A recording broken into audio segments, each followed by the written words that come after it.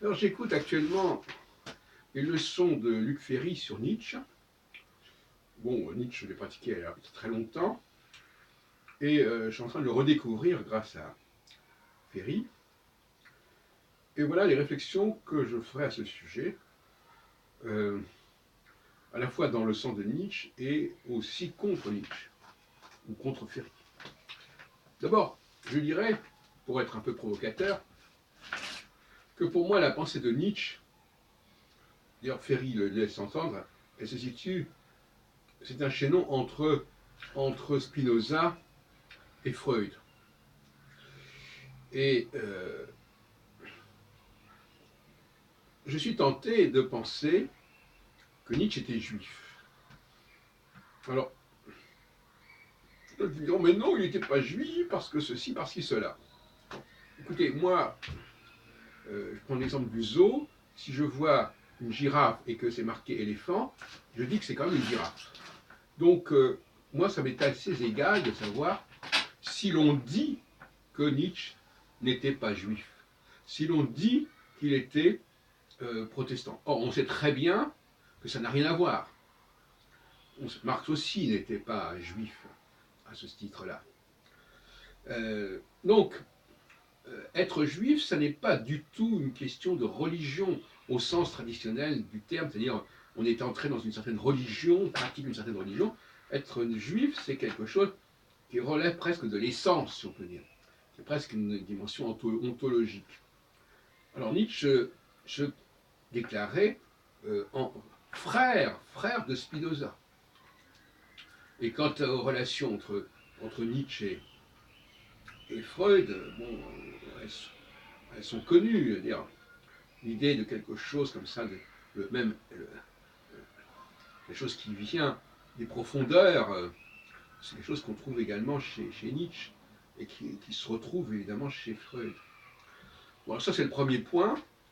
Ça vient dans la théorie selon laquelle, à partir du XVe siècle, il y a une mutation de la judéité et de l'être juif, et c'est quelque part, pour des raisons que j'ai expliquées par ailleurs, qui relèvent éventuellement de ce qu'on peut appeler la transmigration des âmes, il y a un nouvel esprit juif qui existe et qui incarne, qui accomplit la prophétie de Jérémie 31 de la Nouvelle Alliance, Brit Hadasha.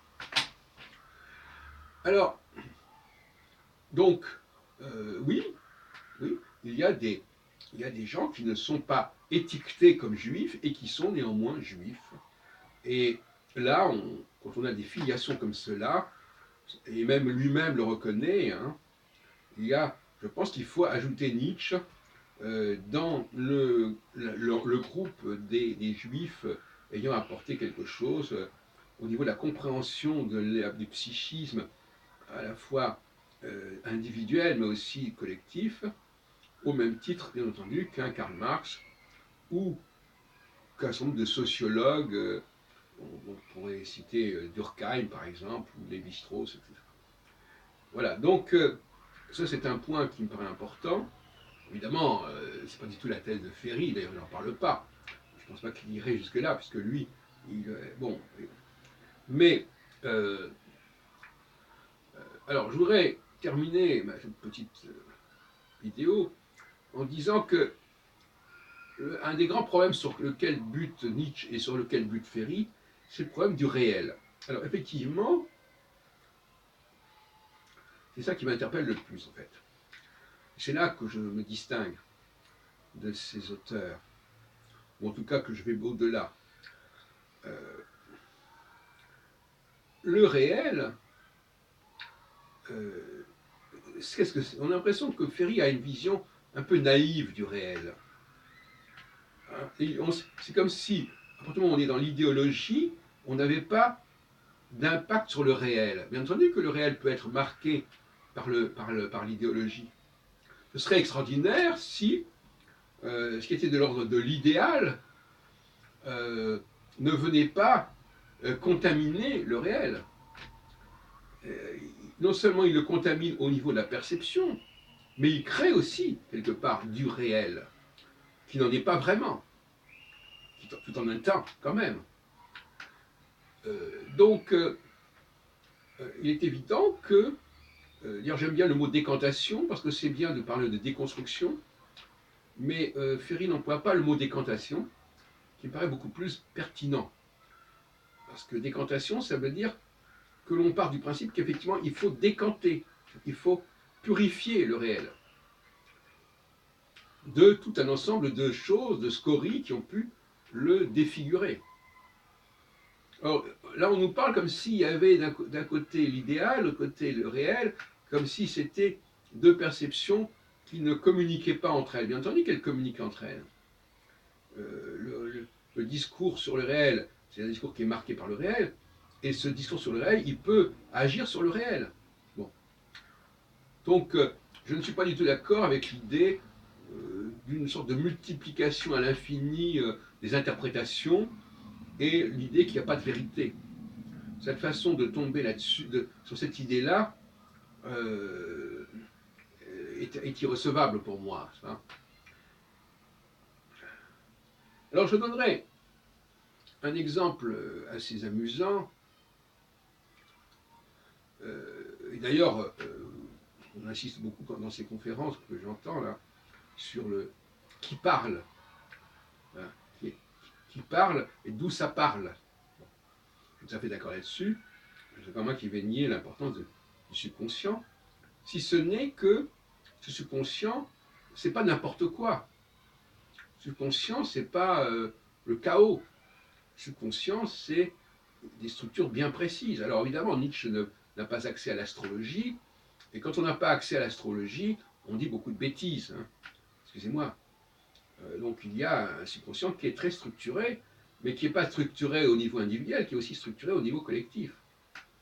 Et alors, pour vous illustrer ce propos de manière un petit peu amusante, je distinguerai entre la bouche et la main.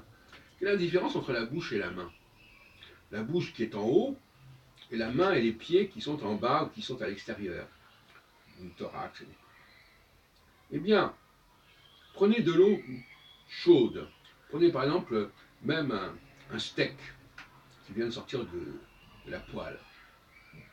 Eh bien, vous pourrez le mettre dans votre bouche, mais vous ne pourrez pas le tenir avec la main.